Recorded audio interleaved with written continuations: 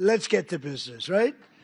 And I want to congratulate you. You are with an incredible company, and I'm thrilled to be here with the men and the women who are really the heart and soul of one of the greatest, most admired, and most successful companies in the history of the world, frankly, the one and only McDonald's. I've gone there a couple of times. And I'm honored to stand before you as the very first former McDonald's fry cook ever to become president of the United States. And I actually was there for about 30 minutes, and that was 30 minutes longer than Kamala was there, right? Despite her job at McDonald's, that didn't work out too well. And the person at McDonald's that informed us off the record that she never worked there, whoever you are, we appreciate that. That was very nice. But I want to thank, you know, the famous Sundar and Sergey Brin. These are two guys that own and run a place called Google. They called me the following day after I did that McDonald's little skit, because it wasn't a commercial. You got it for nothing. It was a skit. And they told me that, and I didn't know them. I said, who are they? They own Google. I said, that's pretty good. That's not bad. And that it received more hits than anything else in the history of Google, and that records, it still stands. So congratulations on allowing us to use it, but you made a very good deal as usual.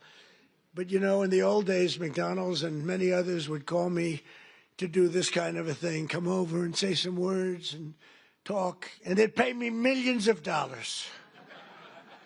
Likewise, they'd do it. They'd call others, only superstars, and they'd pay them millions of dollars to speak. And as president, I'm doing this damn thing for nothing, okay? And you know what? Because it's you, it's an honor to do it, and it's an honor to be here. Really, the job that McDonald's has done is incredible, and that you're doing. But as you may have heard, I'm also one of your all-time most loyal customers. I really am. Well, I think that's good. I'm pretty sure that's good. While other politicians fly around on campaign planes stocked with expensive catering, on Trump Force One, prior to ascending to Air Force One, which is quite a nice plane also, we served only McDonald's almost every time. On occasion, we couldn't find one, which is pretty hard to believe. We'd go another route. But we really did. You fed us very well, and I even got Bobby Kennedy to eat a Big Mac. And he told me he loved it. He didn't want that publicized. He told me he loved it. I thought it was great. I want to thank McDonald's chairman and CEO, Chris Kempczinski, who I just met backstage. I guess gave him a little piece of my speech signed. I said, do you want to keep this? You can either hang it, you can give it to somebody, you can throw it away. I don't care. But I don't stay on the speech too long anyway, you know, so usually those speeches aren't too accurate, what I give. But McDonald's USA president is here, Joe Erlinger. Joe, wherever you may be, thank you very much. Thank you, Joe. Good job, along with everyone from the International Franchise Association, which does really fantastic work. You do. I've heard from many people you do a fantastic job. So thanks as well to two former McDonald's operators now serving in Congress, Representative Kevin Hern and Chuck Edwards. Are you here, fellas? Come on, fellas. And they're warriors, those two. They're warriors. Thank you very much. Great job. And, of course, let me thank the people who truly keep the McDonald's magic alive, the incredible franchisees, and you got a lot of them here today. Yeah, and you're the heart and soul, and they would tell you that all the time. They tell me that. You carry on the commitment to what Ray Kroc said he wanted from every McDonald's restaurant, perfection. Have you heard that? Perfection. That was very strong. Ray liked to say that if you think small, you'll stay small, and that's why no one thinks bigger than McDonald's, not in your industry, and probably never will. I don't know if anybody can ever catch you. I doubt it. Every single day you feed an incredible 1% of the entire world population, 70 million meals every day. An amazing 1 in 8 Americans works behind the counter of a McDonald's franchise at some point in their lives. Yeah, we heard about that. I heard about that. Wasn't true in that particular case, but for tens of millions of our citizens, the road to the American dream starts beneath the golden arches, beautiful golden arches. So to each and every one of you, thank you and congratulations on 70 years of American greatness. Congratulations. And, you know, I just might add, this is also the golden age of America because we are doing better than we've ever done as a country. Prices are coming down and all of that stuff. And, you know, they talk about different terms for that. But I will tell you that nobody has done what we've done in terms of pricing. We took over a mess. We had the highest, think of it, the highest inflation in the history of our country. They say 48 years it was the history of our country.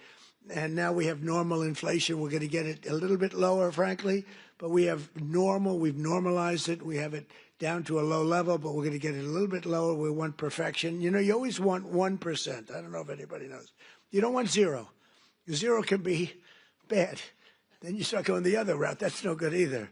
Then you say, what's worse, deflation or inflation?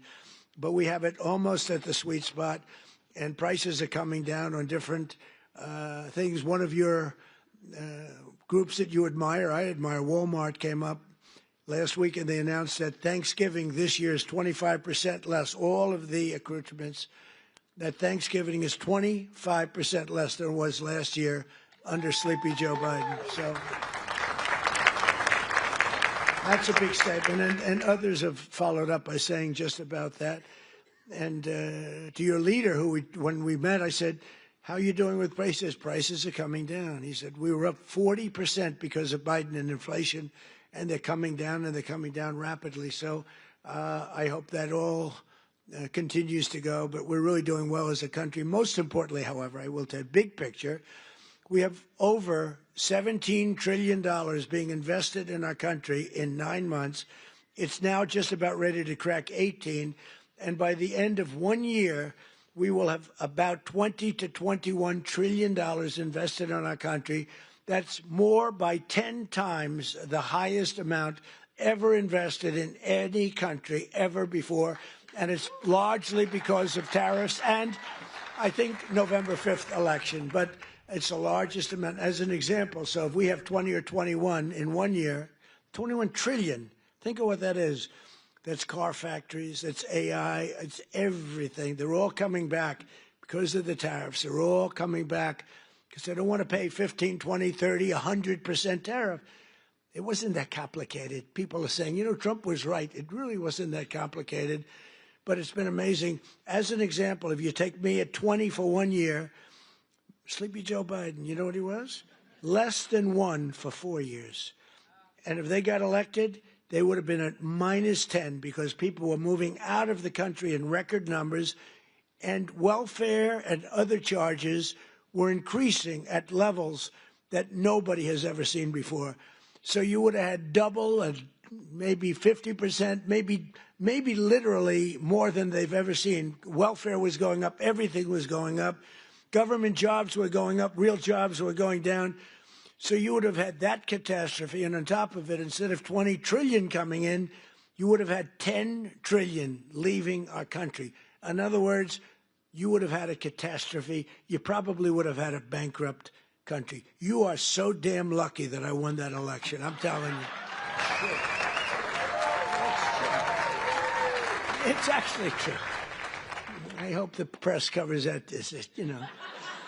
Sometimes he got up and he ranted and raved and bragged. I don't brag. I just give you the facts. It's true. But those in this room know the people of our country better than anybody. And before the sun rises, you're up serving hot coffee to construction workers, nurses, and police officers on the way to the job. In the evening, you stand ready with the fast dinner and a smile for busy moms and their children as they race from school to soccer practice. Really is. It's Americana. And late at night, your lights are often the only ones still glowing when the long-haul trucker pulls up for a good meal and a best Coca-Cola in America. Best Coca-Cola. Whoa.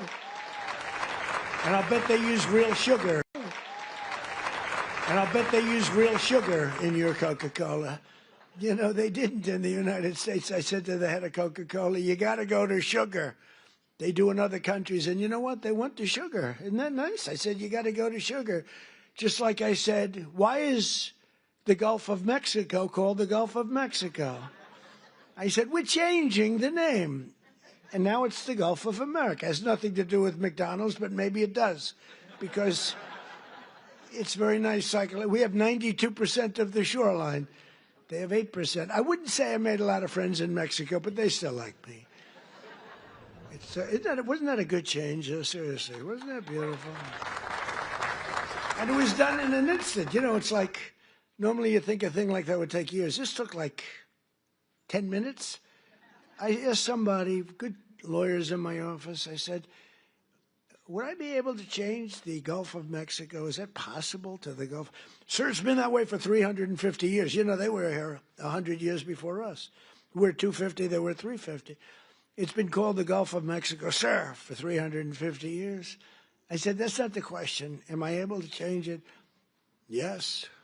What do I do? Just give us the order and we'll do it. And I did, and we changed it, and everybody's happy. Well, not everybody, but most people. Most people are happy, but it's great prestige for our country. You know, it's tremendous prestige for our country. And that's good for McDonald's, and that's good for everybody else. As president, I want you to know that I'm fighting every day to support small businesses like yours and the citizens that we all serve. And together we're fighting for an economy where everyone can win, from the cashier starting her first job to a franchisee opening his first location to the young family in a drive-thru line. I've been on that line many times. Actually, that line was incredible in the commercial, right? It wasn't a commercial. It was about, but they have the line. The people had no idea. So I made the French fries. The guy was really good. He had a great wrist. He was, sir. He was going like, sir. Yeah. It was not that easy. But I got it sort of finally. Not the greatest, but I get it, pouring it in, asking him all sorts of stupid questions. But it was very interesting. Amazing. A little thing is not, it's a little complex, right? To father and son over there that own a lot. They're very rich people. But I'll tell you what. I asked, how many do you have? Sir, I have 59. I said, you're rich. But you know, nobody knew in the line. The line was a long line. They had 25,000 people, so somebody let them know we were coming. It was toward the end of the campaign. And after I did the French fries and did some other things, I then stood at the window. And the people would drive up, a little bored in all fairness. You know, it is, I mean, they're waiting for a hamburger, okay? So they'd drive up like this. They'd look over. Whoa! Every one of them. And it was fascinating. Every one of them, they would, it was, the response was incredible. Almost like I knew I was going to win when I saw that. I knew, because the response was love. It was great. They had a good time, but we did, I think, 12 people. Every one of them had the same response. They drive up, they this, they get that, getting a little cash ready, and they look over, and it was, some did a double take. Some went like that. Whoa.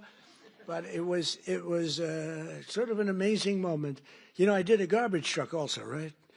And everybody, and I thought, when I spoke with Sergey and Sundar, I said, yeah, but the garbage truck was equal, wasn't it? They said, not even a contest. Garbage truck was great, not even a contest to McDonald's. And that's because we had the power of McDonald's. I mean, it was an amazing thing. I thought the garbage truck would have won. And they said it was good, but it wasn't even close. So that's a tribute to what you've built, really. It really is a tribute to what you built. But there's still a lot of work to do, and we're making tremendous progress. 1.9 million more American-born workers are employed today than when I took office. Think of that.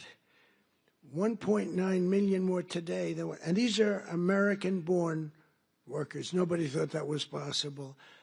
And we have the strongest borders in the history of our country. Nobody comes in unless they come in legally. You see the numbers. Everyone thinks it's impossible. A year ago, millions of people were storming our borders.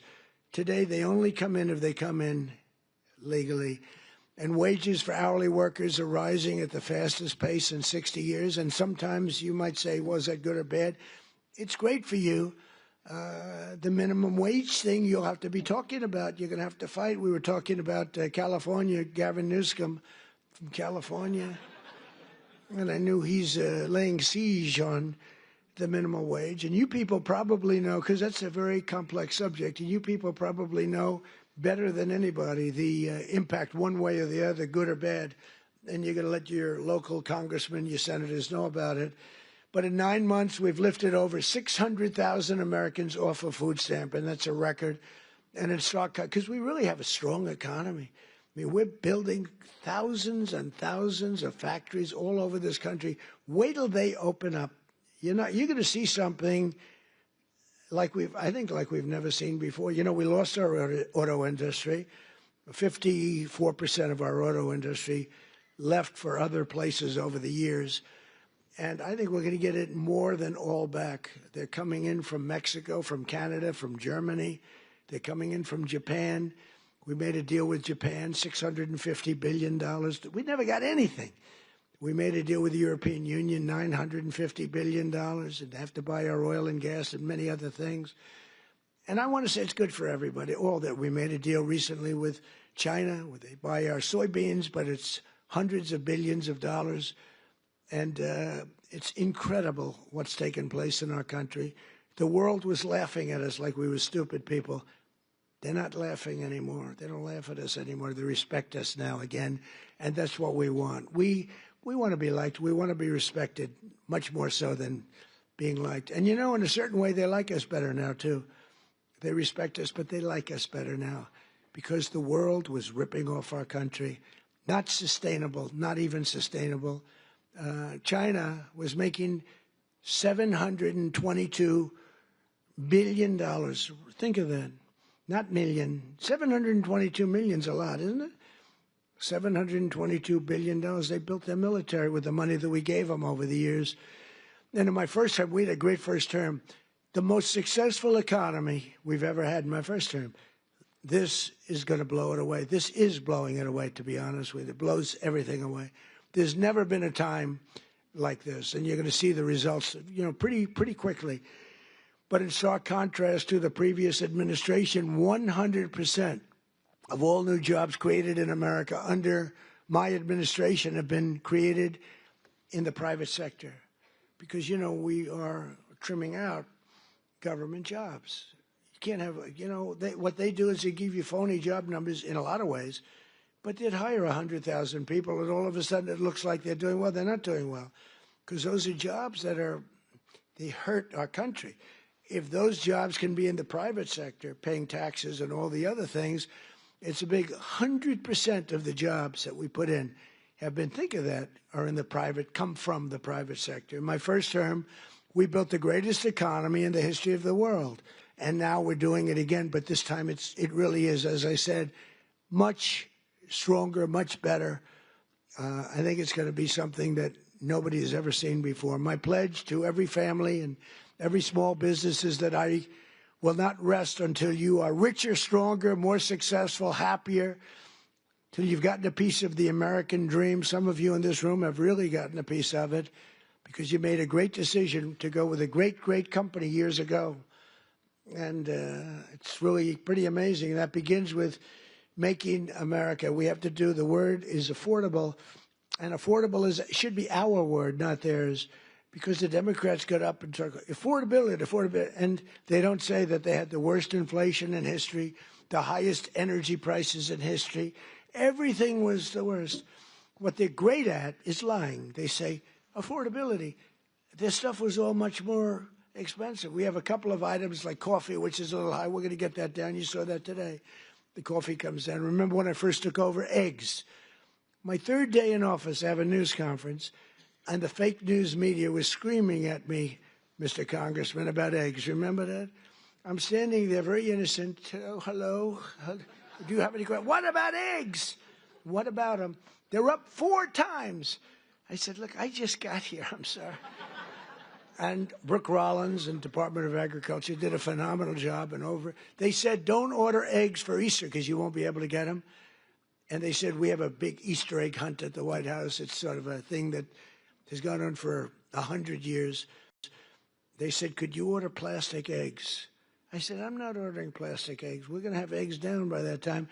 And by the time we got to Easter, the price of eggs had fallen precipitously. We had all the eggs in this country you want. And we know what we're doing. I mean, we know what we're doing. We rebuilt our military. We have the greatest military anywhere in the world. We make the greatest military equipment anywhere in the world. And everybody knows it.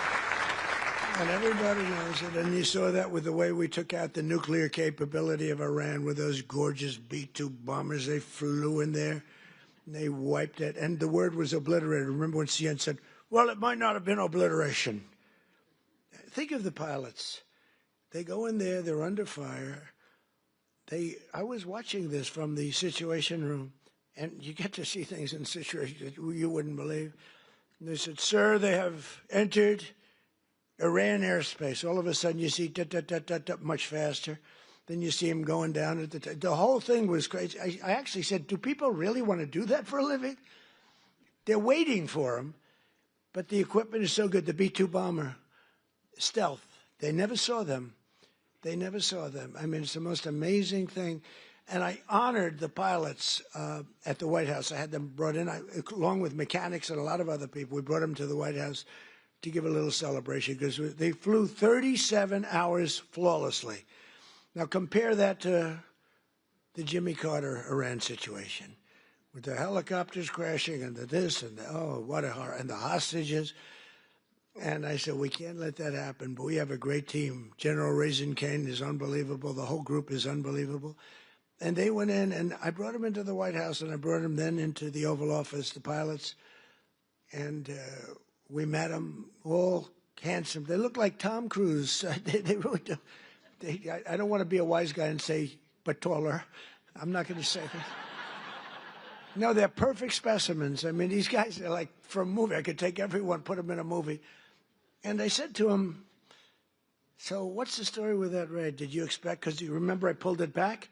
Because I saw reporting that we're going to be leaving at a certain time. And I said to the general, is that not good that they think that? And they sort of got it right. They saw a lot of activity. Actually, you know why? They saw one of the things. They saw a lot of unbelievable activity going on at the McDonald's next to the base where they take off. The McDonald's was doing 5 times. They were going crazy. So they say, there's something going on over there. The biggest activity that McDonald's had ever had. And it was a nice story, how well it's doing. But that was not a good story for us. So I canceled it and then I announced we're canceling it. And the pilots said they were devastated. Then I put it back at the exact same time because that was the only time they weren't thinking would happen. And we left exactly in time, but that was after canceling it 2 days before. And then we put it right back in the exact same slot. And we had identical planes, the B-2s, flying four of them, flying into Guam. And they thought that was the attack team. And they were watching those planes in Guam, going to Guam, and that was not the planes that we had. But think of it, they flew both ways 37 hours without a sputtering of a bad engine, without any problem. But they got in, and they said they have entered Iran airspace, and the enemy's waiting for them. And they dropped the bombs. They hit every chute. You know, they have air chutes that go deep into the granite mountains. If you don't hit those chutes, the damage won't be as big as you want. And every bomb hit every chute. And then we hit them with rockets from a submarine that was quite a distance away, 30 of them. Let's put it this way, they got hit. And it totally took out the nuclear capability. And I said to these guys when they came in to the office, I said, do you guys like doing this stuff? You know, they said, sir, it was the greatest day of our life. Can you believe this, Congressman? It was they're like heroes. They're like American heroes. Who the hell wants to sit? You know, those ships are very big, but they're very small when you're up way high, going very fast. And he said it was the greatest day of our life. And they told me something that I didn't know. They said that, sir, do you know, we waited 22 years for this, our predecessors and us. We would practice this run for 22 years. I didn't know that. For 22 years, we had to practice. We'd do it 3 times a year. we would practice this exact run. And then when you cancel it, because I canceled when they heard that we were coming, we were devastated. I said, see, now if I were a flyer and they canceled, I'd be extremely happy. Well, we're canceled, so let's forget it. But we were devastated. So I said, this is something you really love, right? Yes, sir. We were so honored. This was the greatest day of our life. I mean, it's really great. We just have incredible people in this country. It's an amazing story. And they hit, and then they said, skedaddle, the word skedaddle. And that plane went like this. You know, when it drops a bomb, it goes down very sleepily because that gives it a better angle and, you know, more speed for the bomb. Very, very heavy bombs. And they go, boom. And as soon as those things, the one pilot, the first one said, skedaddle. And that thing just turned in its side. And it's so unbelievable. And that knocked out Iran nuclear capability. And all of the Middle East became a different place. And now we have peace in the Middle East. And at the United Nations today, they approved the Board of Peace, which is I'm going to chair. And we're picking the leaders or the heads of the most important nations in the world. I think it'll be a board like no other than perhaps the McDonald's board. You have a very good board. You actually have a very good board. But nobody thought a thing like that this just happened today. The Board of Peace, and it's going to be comprised of myself and leaders of other very important nations and very respected nations, and it's going to be something I think is going to be very important. It was just approved. It was just endorsed by the United Nations. It was pretty great. It's a big thing. I think it's one of the most important things the United Nations will ever do, actually. But Joe Biden's prices and his hikes cost a typical American family an estimated $33,000 and hit your workers and your customers and your small businesses. Very, very hard. The Biden administration started the affordability crisis, and my administration is ending it. I'm ending it. Prices are way down. If you just look, so we don't have, as I said, the inflation, but our energy prices are way down. And, you know, despite hamburgers being a big business, energy is one business that's bigger. When you get energy down, everything else is affected. If you start bringing the price of gas, that's like a massive tax cut. And they were selling, you know, they were having gasoline at $4.75 a gallon and $4.50, $3.50, $3.75. We're going to be able, it looks like we're going to be able to hit $2 a gallon in the not too distant future. But let's say we're $2.50, $2.70. Other than places like California, that's not fair because they put so high a tax on that you're really paying a lot of that price is the tax that you're paying to government, which is horrible, actually, what they do. But the price of gasoline and the price of energy is way down. So when energy comes down, you make the donuts, you make the chicken, you make whatever you're making. Everything is all about energy. You have to deliver it. You have the trucks. You have the fuel. When energy comes down, and it's come down fast, we had an expression, drill, baby, drill. And I drilled, baby, drilled. I tell you, we drilled. And last month it was announced we produced more oil and gas than any time in the history of our country by far. And when you do that, everything comes down. You don't even have to look at the numbers. And it's all beautifully coming down. And as per your chief executive and your chairman and everybody else, they tell me the prices at McDonald's are coming down. It's moving down. Unfortunately, they were so high in the last administration that people aren't that happy because it was so high. So even though it's coming down and coming down a lot, they want to see where it was, like when I was president. And we'll be getting it very close to that number, maybe even better, depending on what we do with energy. But the energy's coming way down. In the 9 months since I took office, we've stopped inflation in the tracks. Since January, the core inflation has been the lowest in just about 8 years, just changed. It was 4 years, now it's 8 years. It just changed about an hour. They just said, sir, if you want, we can rewrite the speech. I said, no, I can remember it very nicely. Thank you. I'm not Biden. In the past 6 months, the price of breakfast items has fallen 14%. Bread prices are down. Dairy prices are down. And the price of eggs has declined 86% since March, and much more than that since when I took over. Because when I took over, it was an egg crisis, as we said. And I want to give a very special thanks to McDonald's for slashing prices for your most popular. Back extra value meals and I hear you're recommitting to the affordable options of Americans that we really know and love, all of the items that we love.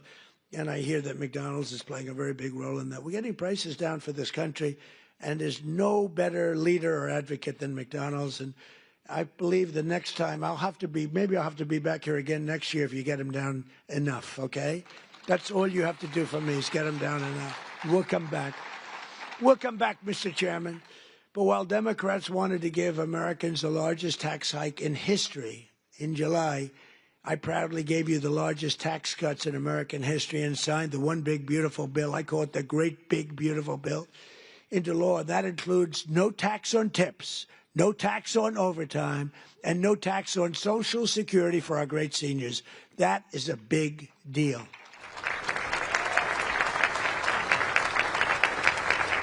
So the great big beautiful bill is the biggest piece of legislation ever passed in our country's history.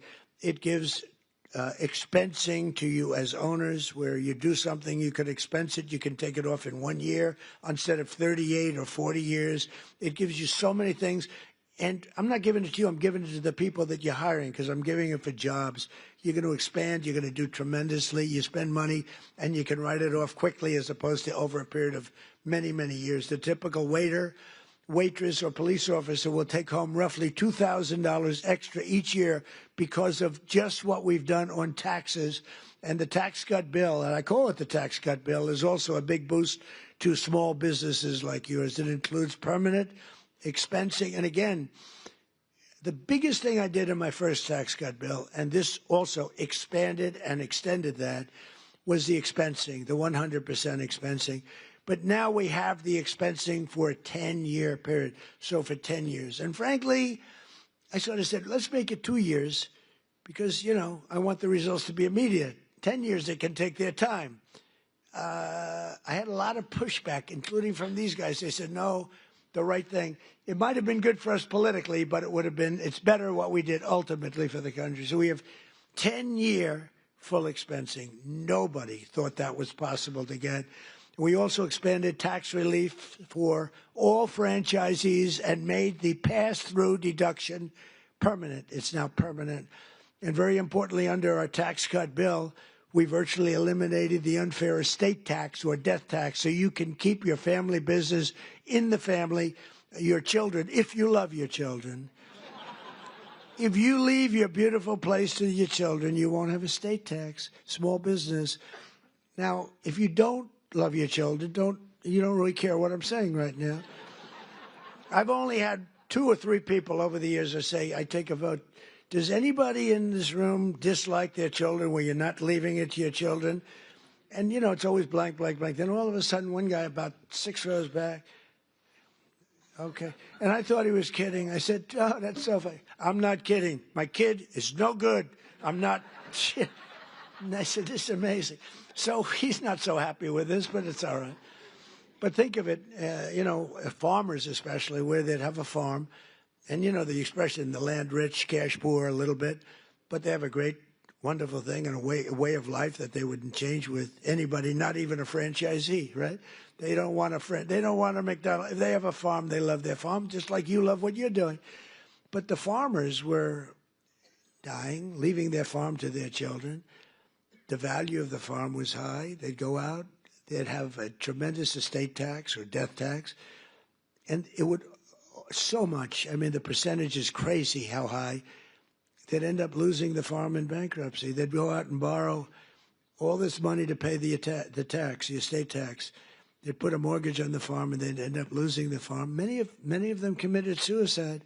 They would commit suicide. It was such a horrible thing that was happening. And we've ended, think of that, the death tax, the estate tax on the small businesses. So I hope you're around for a long time. You don't have to think about it. But it's a great thing for your family, and it's, you know, a great thing for longevity. You know, you treat your franchise just like a farmer treats his farm. You love it. I know you're there early, you're cleaning it, little touch of paint here or there. There's a little spot on the ceiling, drives you crazy, right? It's, it's love. It's love for what you do. It's amazing the job you do, too. I see it. I've been in plenty of McDonald's that clean beautifully. You must have some awfully good incentives because they are really amazing places, the job that's done. But upon taking office, I signed an order requiring that for every new regulation, 10 old job-killing regulations have to be eliminated. So if we put in a new regulation, then we get rid of 10. Otherwise, you don't get the new regulation. And, we got rid of the drip, drip water. We call it the drip, drip, where drip drips out of the sink. States with tremendous water, so much water, they have nothing but problems getting rid. They had restrictions on water. It comes down from heaven, right? They had restrictions on water. So you want to wash your hands, or like me, I want to wash my hair. I lather up. Then I turn that, and there's no water. The water's drip. They put a restrictor on. I won't mention the third item in the bathroom because I always get criticized. I used to mention that, but I don't mention it anymore because you know what I think you do. If you don't know what I'm talking about, then you shouldn't be owning a McDonald's franchise. You wouldn't do well even with a McDonald's franchise. But no, the water restrictions totally lifted. All restrictors are gone. And it's interesting. Your dishwashers were covered, right? You had no water. I was with some of the people that make them, Whirlpool and others, and they said, sir, they won't give us the water to use in our dishwashers or use in our washing machines. The washing machines have no water. I mean, it's like a glass of water, half a glass of water. We need water. And I said, how bad is it? He said, well, like the dishwasher. They put the dishes in, and they just keep pressing the button, they end up using more water. So I gave them, as you know, unlimited water. Biden came back with a rigged election, and he immediately restricted the water again. But I came back in and immediately unrestricted again. So now you have unlimited water to clean your damn dishes, okay? And other things. Your hands. Didn't you hate that? You walk in to wash your hands. I'm a big hands guy. I like to wash my hands. I used to hate shaking hands. Now, once you run for office, you better like shaking hands or you got a problem. You ever see a politician? No, I don't want to shake hands. Can you do that? I don't think you wouldn't be a politician very long. I actually thought that with COVID, that would be the end because, they didn't want you to shake. I said, well, but then it came back a little bit slowly, then eventually. But when you're a politician, you have to shake hands. So I like washing my hands. And you'd go into the sink, new places generally. And you turn on the water, and there's literally no water. And how about the places that think they're going to save a fortune, so they spend a lot of money, where the water turns off there. You press the thing, which you hate to do, your hands. You don't like to press. So you get the towel, you press it, you wash it, and the water stops. So they have both a restrictor and a stopper. You get like 4 drops of water. Tell me, do we really get rich with that? Okay, do we really? This is so ridiculous. So I undid all of that nonsense.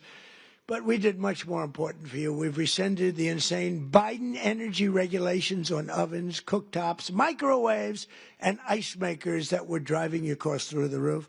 You have no longer restrictions in that. I hope you understand. But I did better than that, too. In terms of slashing, we slashed more than $1 trillion worth of regulations, burdens on the U.S. economy, in particular on businesses and people that employ people. Combining our regulatory and tax cuts, we've reduced the effective burden on franchisees by more than 37%. You're so freaking lucky. You are so lucky. These guys are so loaded, they probably don't even know what I did for them. They make so much money, they say, yeah, it's peanuts, 37%. Let me tell you, you should have suffered a little while through Kamala. The good news is she had no clue. You just wonder, I want to give an IQ test to Kamala and Biden. Who do you think wins? But they were destroying your businesses. But I have better than that, though. As you know, in my first time, I also stopped a mortal threat to the franchise business model by terminating Obama's infamous joint employer rule. Joint employer. In other words, you were screwed. You would have been mortally wounded, perhaps. I said to a couple of the people, what would have happened if that? Sir, please, I'd rather not talk about it. They don't want to talk about it. I ended it. You got lucky on that one, let me tell you, because I said, really, I asked one of my guys, because when I was coming over, I saw that in the speech. I said, what does that mean? He said, that would have been death to businesses like yours and others. It was just, these people don't care. They didn't care. But I ended it, and I think that's one of the biggest things that you'll ever have done for yourselves. I think that's the biggest thing that it can ever be done for you. We mentioned all these different items, but that's the biggest by far for you. As long as I'm president, I'll always defend your right to run your own small business and do it well. And some of your small businesses have become very large business. One of the franchise owners here today is Carlos Matios Sr., who escaped communist Cuba when he was just 6 years old. In America, Carlos took jobs as newspaper delivery boy, a factory worker, and eventually became a New Jersey police officer. Then, in 1998, Carlos switched careers and moved to Virginia, where he took over his first McDonald's. Where's Carlos? Is he around here? Let me see. Come on, stand up. Stand up, and your son too. Stand up, your son. Good-looking son. I met him backstage. He had a knack for turning around poorly performing restaurants, and today his family owns nearly 60 McDonald's all along the East Coast, including at the Pentagon, where I've ordered numerous Big Macs. Right? In fact, he served when the great football team came in. They served McDonald's, and you'd have these guys walking out, the biggest human beings I've ever seen. They were the national champs, right? Remember the team? Who was the team? Remember the team? He said Clemson, that's right. And these guys, I don't know, they were, like 6'6". What do you weigh? Sir, I weigh 392. I said, but you reported it much. I said, yeah, that's what they say. But and he'd have like 12, just each. And I thought he was bringing them back to the rest of the team. I said, that's nice, but maybe the team wants them. No, this is what I said, are you going to eat all of them? Yes, sir. He didn't even know what I was talking about. But you served it, and you did a great job. In 2019, when we hosted that great Clemson Tigers at the White House, I literally brought dozens of quarter pounders from McDonald's. We bought the whole thing. We bought the quarter pound. We bought actually just about it. Well, he really had no choice because he just took everything he had in the whole restaurant. We got whatever the hell, probably whatever didn't sell, we got, right? But Carlos is here with Carlos Jr., his son, who started as a cashier and now runs dozens of the restaurants. Congratulations, fellas. What a great family. Congratulations. So in conclusion here tonight, carry on and really just keep going and inspiring that legacy and that pride that you have at really beyond almost all else. It was excellence in service, stretching back more than 7 decades to when 2 hardworking brothers with a hamburger stand in California partnered with a hard-driving entrepreneur from Illinois to revolutionize the restaurant business forever, like nobody had ever seen. Because of men and women like those in this room who have pride in your souls, love in your hearts, and ketchup in your veins. Did you ever hear that one? 70 years later, McDonald's is the #1 fast food restaurant in the entire world, and honestly, it's not even close. What a job you've done. And it still is really growing stronger with 900 new restaurants planned in the United States in the next 2 years alone. And I think with the great, big, beautiful bill, you might even double that number. I can imagine you'll double that number. But it's amazing to watch you grow. You know, the big ones, they get a little slow, they get a little fat, they get a little sloppy. This is a company that's gone just the opposite. You've gotten more and more competitive. I look at your numbers. You've gotten more and more competitive over the years, over the generations. Your spirit, generosity, and devotion to your communities has really made McDonald's a symbol of American values, aspiration, and success that's recognized all over the world. You are recognized all over the world, something that, and there's a lot of great, I mean, compared to the total, not so many, but there's a lot of great leaders, great companies.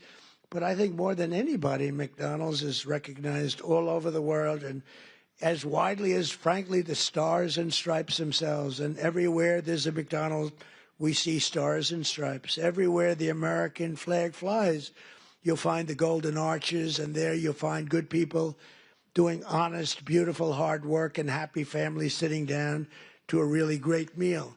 Because no matter who you are, everyone loves something at McDonald's. There's always something to have. I like the fish. I like it. You could do a little bit more tartar sauce, though, please. Seriously. I hate when I say, do you have any tartar sauce? Do you understand that? Yes, I had. He understands that.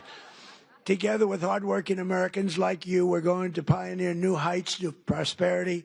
We are doing better as a country right now, and people are seeing it. The Wall Street guys know it. The stock market hit its all-time high 48 times in a row in 9 months, 48 times during the 9-month period.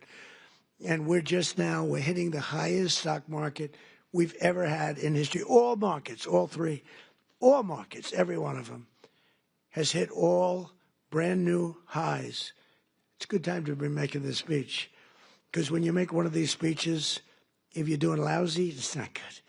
And you know, the stock market, you can say what you want, but it's a hell of an indicator. It's really a hell of an indicator. And your stock is doing phenomenally. But the stock market has hit an all-time high 48 times during the last 9 months. And we're going to pioneer new heights even from that. These new heights of prosperity are going to be incredible. We're looking at affordability. We're going to bring it down for everybody, because not everybody understands the fact that a great stock market is great for everybody, including 401ks. You know, the 401ks hit the highest number that they've ever been 2 days ago. And that's a lot of people. So they understand what's going on. And we're going to make the American dream two words that you didn't have. You didn't have those 2 words. Remember when Biden said, it's all about 3 words, the American dream? You don't want to ever get in that situation. Remember that? That was not good. It's all about 3 words, American dream. But possible, and you're going to make it really possible for millions and millions of people. And you have an administration that's got your back. You don't have an administration that wants to put you out of business, that wants to take away your water, that wants to have you not use a microwave oven, that wants to do all these horrible things that are going to destroy you. They were looking to destroy you and other businesses too. So together we're going to make America richer, stronger, prouder, and happier than ever before. And you people can be very, very proud of the job you've done. You're respected all over the world, and it's an honor to be with McDonald's. Thank you very much, everybody. Thank you. Thank you.